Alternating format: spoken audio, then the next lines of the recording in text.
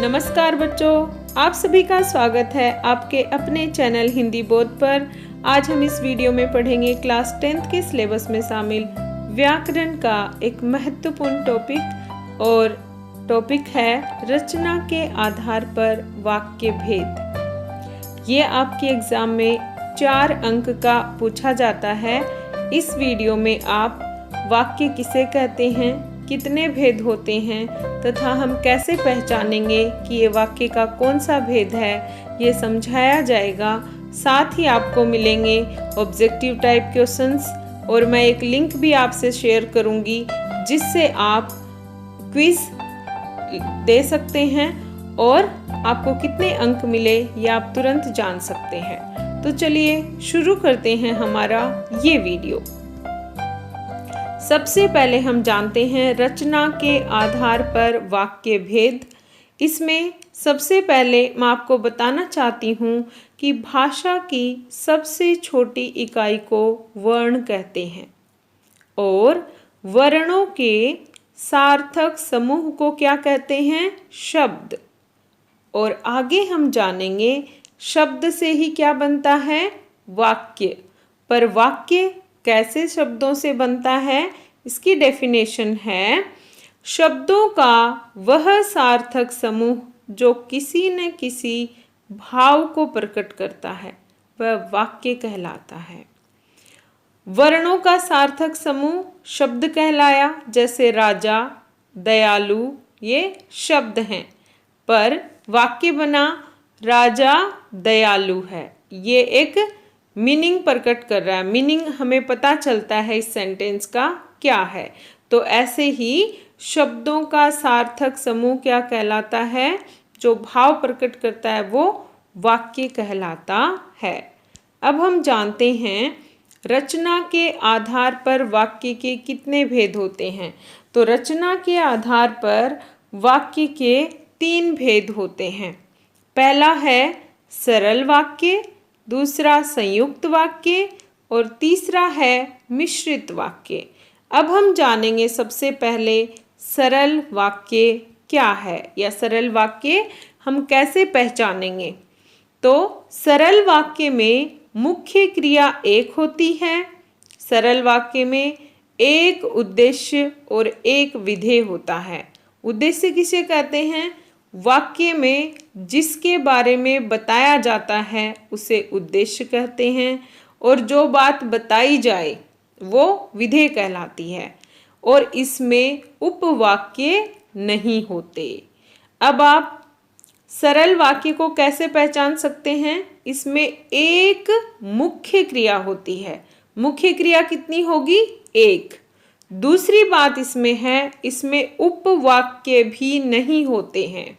तो ऐसा जो भी वाक्य होगा वो सरल वाक्य होगा। जैसे राम गेंद से खेलता है, राम इसमें उद्देश्य है और गेंद से खेलता है ये विधेय है। साथ ही आप देखेंगे इसमें कि उपवाक्य नहीं है, तो ये सरल वाक्य है। आगे है सरल वाक्य के एक और उदाहरण, रामू पुस्तक पढ़ता है। में पढ़ता क्रिया है, रामू उद्देश्य है, पुस्तक पढ़ना क्या है, विधेय है।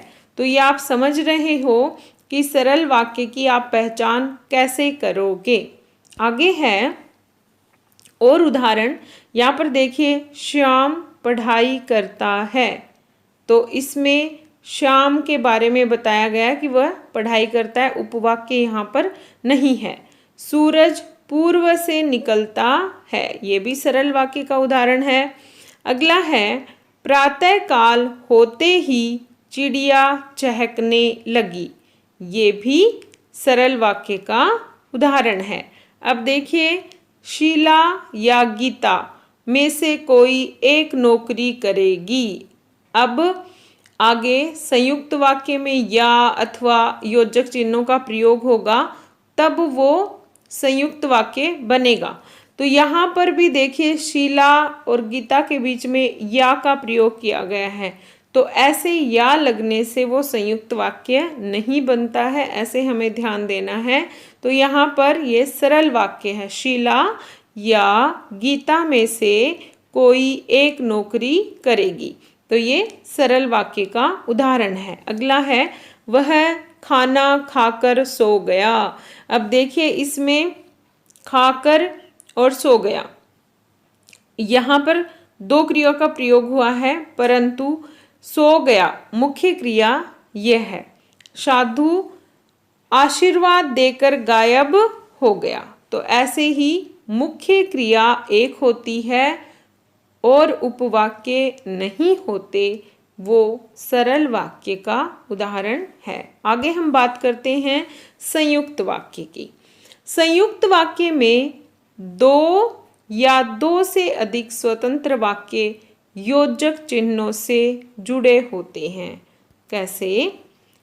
एक सरल वाक्य, फिर योजक चिन्ह होते हैं और फिर दूसरा सरल वाक्य होता है, वो कहलाता है संयुक्त वाक्य।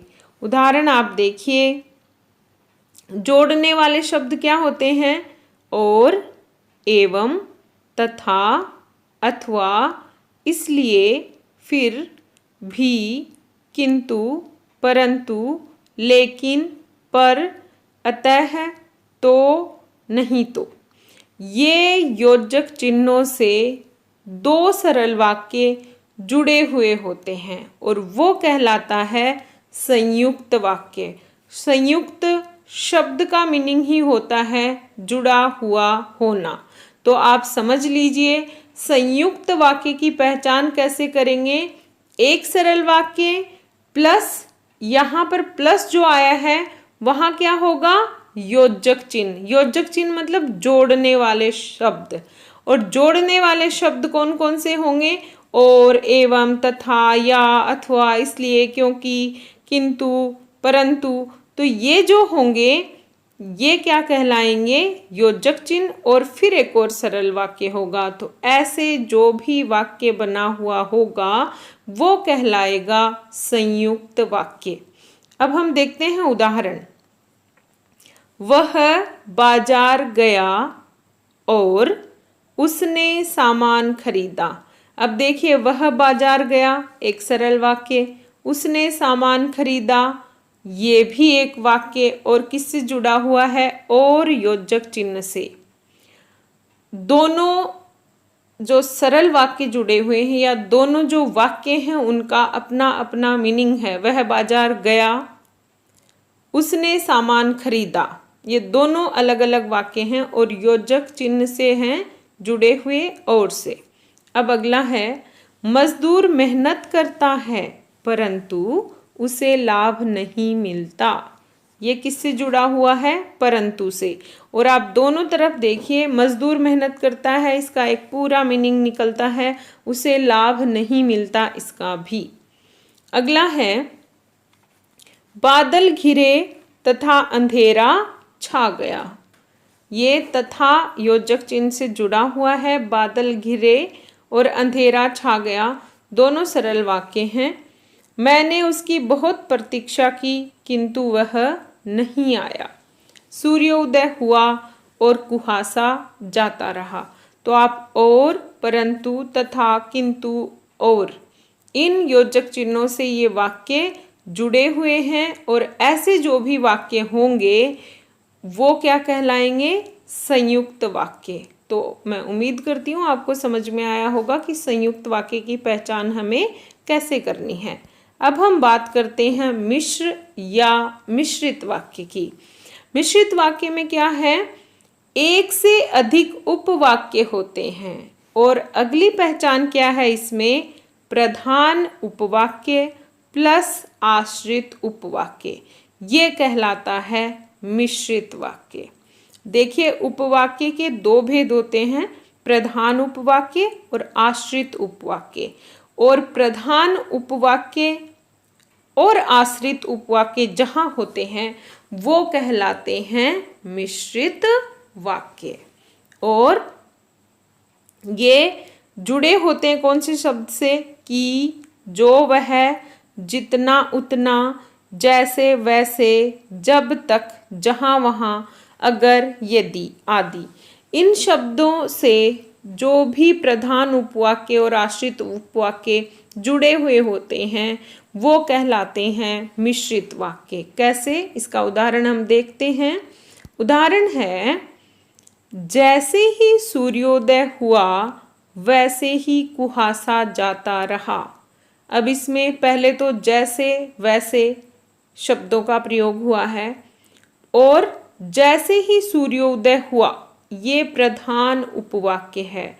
आश्रित उपवाक्य क्या है, वैसे ही कुहासा जाता रहा। तो पहला जो वाक्य है वो प्रधान उपवाक्य है। दूसरी बात तभी होगी जब पहला कार्य होगा, या पहला वाक्य है तभी दूसरा है। जब गीता ने मेहनत की तब वह प्रथम आई। गीता प्रथम कैसे आई, जब उसने पहले मेहनत की। तो यहाँ पर देखिए, जब गीता ने मेहनत की ये प्रधान उपवाक्य है, तब वह प्रथम आई। जब तब से ये जुड़ा हुआ है।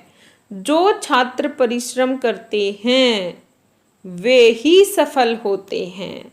तो आपको दो चीज़ों का ध्यान रखना है, प्रधान उपवाक्य प्लस आश्रित उपवाक्य जुड़े हैं, जैसे वैसे जब तब जो वे जैसे वैसे ही यद्यपि तथापि यदि तो आगे है, जैसे ही सूर्यास्त हुआ वैसे ही चारों तरफ अंधेरा छा गया।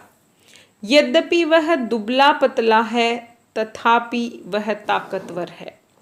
यदि इस बार वर्षा न हुई तो सारी फसल नष्ट हो जाएगी।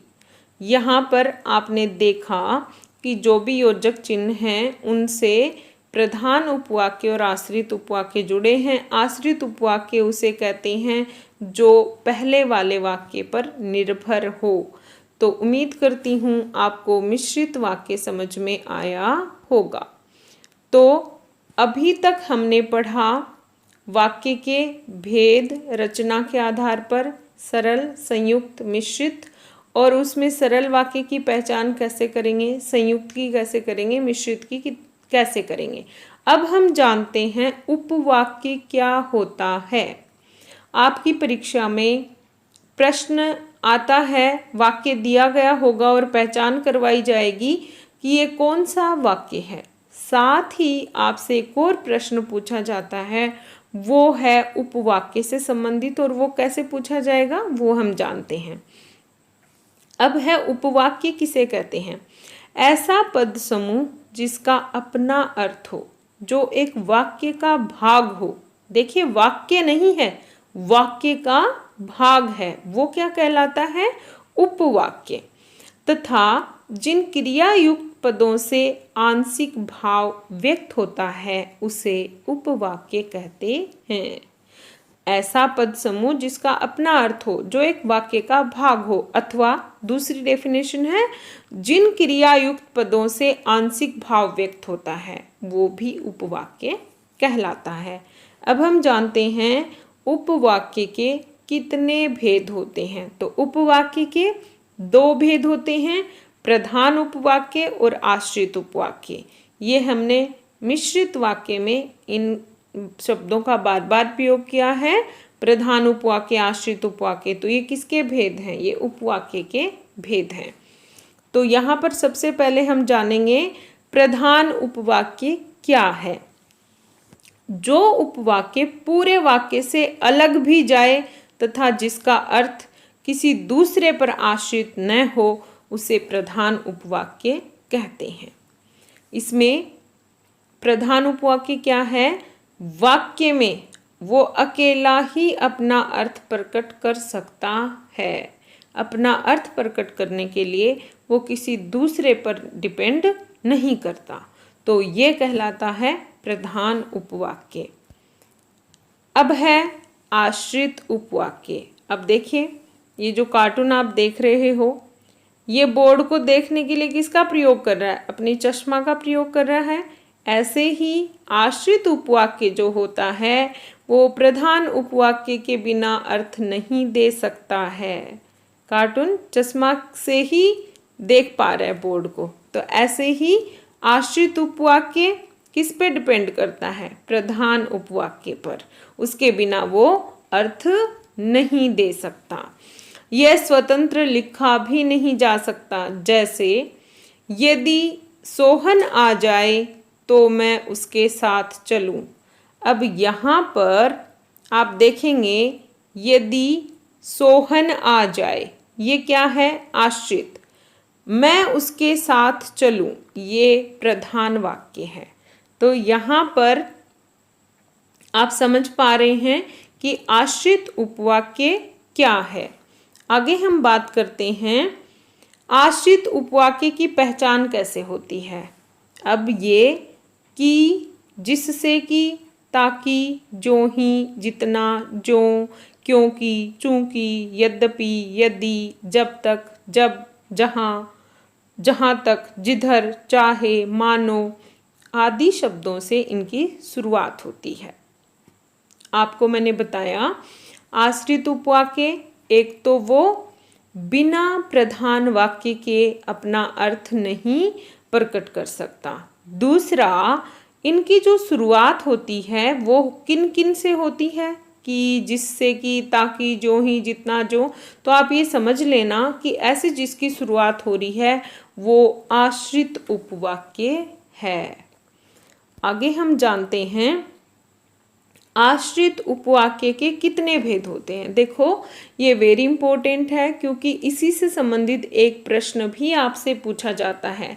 तो अब हम जानेंगे कि आश्रित उपवाक्य के कितने भेद होते हैं, साथ ही आप कैसे सेंटेंस में जान पाओगे कि ये संज्ञा आधारित उपवाक्य, विशेषण या क्रिया विशेषण, उसकी पहचान भी हम इस वीडियो में सीखेंगे। तो सबसे पहले हम जानते हैं आश्रित उपवाक्य के कितने भेद होते हैं। 3 भेद होते हैं, संज्ञा विशेषण उपवाक्य, क्रिया विशेषण उपवाक्य। तो सबसे पहले हम जानते हैं कि संज्ञा उपवाक्य की पहचान आप कैसे करोगे। तो जो उपवाक्य वाक्य में संज्ञा का काम करते हैं वो संज्ञा उपवाक्य कहलाते हैं। सबसे जरूरी आपको पहचान सीखनी, उसी से आप सही उत्तर कर पाएंगे। इसमें जिस उपवाक्य की, जिस आश्रित उपवाक्य की शुरुआत की से हो वो क्या कहलाता है? संज्ञा आश्रित उपवाक्य। आप समझ जाओगे। जैसे मैं चाहता हूं कि तुम डॉक्टर बनो, ऐसा प्रश्न आए और आपको 3 ऑप्शन होंगे कि ये कौन सा उपवाक्य है, संज्ञा आश्रित उपवाक्य। तो आपको समझ में आ जाएगा कि की का प्रयोग हुआ है तो इसमें क्या होगा? संज्ञा आश्रित उपवाक्य। दूसरा है तुम नहीं जानोगे मैं जानता था, इसमें की का लोप हो गया है पर ऐसा वाक्य आए तब भी वो संज्ञा आश्रित उपवाक्य होगा। मुझे विश्वास है कि वह दीपावली पर अवश्य आएगा, तो यहाँ पर भी की आई है तो ऐसे होगा तो वो संज्ञा आश्रित उपवाक्य होगा। अगला है विशेषण उपवाक्य। विशेषण उपवाक्य मुख्य उपवाक्य में प्रयुक्त किसी संज्ञा की विशेषता बताता है। वैसे विशेषण का काम ही है संज्ञा और सर्वनाम की विशेषता बताना, तो यहाँ पर भी वो संज्ञा की विशेषता बताएगा। पर आप कैसे पहचान लोगे? इसका आरंभ विशेषण आश्रित उपवाक्य की शुरुआत जो से होगी और जो के जो दूसरे रूप हैं जिसे, जिसको, जिसके, जिनको, इनसे होगी। जैसे जो आदमी पत्र बांटता है वह डाकिया होता है, जिसे आप ढूंढ रहे हैं वह मैं नहीं हूँ, उस लड़के को बुलाओ जिसने काली कमीज पहनी है।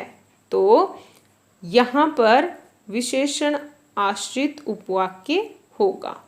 आपको याद रखना है जो, जिसे, जिनको, जिससे, जिसको, ये जो के रूप हैं और इससे शुरू होने वाला वाक्य विशेषण आश्रित उपवाक्य कहलाता है। आगे है क्रिया विशेषण उपवाक्य। इसमें मुख्य उपवाक्य की क्रिया की विशेषता बताता है। क्रिया विशेषण उपवाक्य किसी स्थान, काल, रीति, परिमाण आदि का बोध कराता है। क्रिया विशेषण उपवाक्य की शुरुआत जब जहाँ जैसे से होती है। अब देखिए, आपको इस वाक्य के लिए दो बातें याद रखनी हैं। क्या? कि काल समय, स्थान और रीति और परिमाण, इसके साथ इनका बोध कराए और साथ ही क्रिया विशेषण आश्रित उपवाक्य की शुरुआत जब जहाँ जैसे से होती है। तो कैसे, इसका हम उदाहरण देखते हैं। उदाहरण है, जब बारिश हो रही थी मैं घर में था। जहाँ तुम पढ़ाते हो वहीं मैं पढ़ता हूँ। जहाँ जहाँ हम गए वहाँ भव्य स्वागत हुआ। तो यहाँ जब, जहाँ, जहाँ जहाँ, ये क्या है? क्रिया विशेषण आश्रित उपवाक्य। अब देखिए, बारिश होना समय को बताया गया है।